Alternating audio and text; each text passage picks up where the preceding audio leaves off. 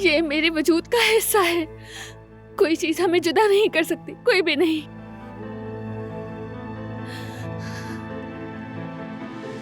अभी अभी इसने हरकत की, जानते हो?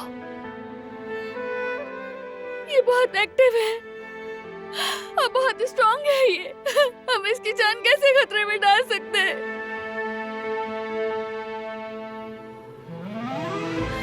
कुछ तो कहो ना बारहान, कुछ तो कहो ना बारहान, कुछ तो कहो ना बारहान।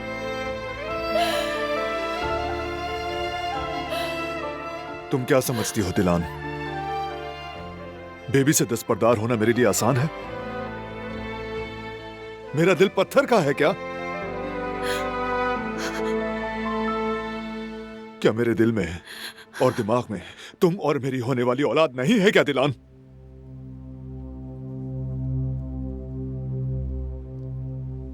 वो बेबी जो तुम्हारे पेट में है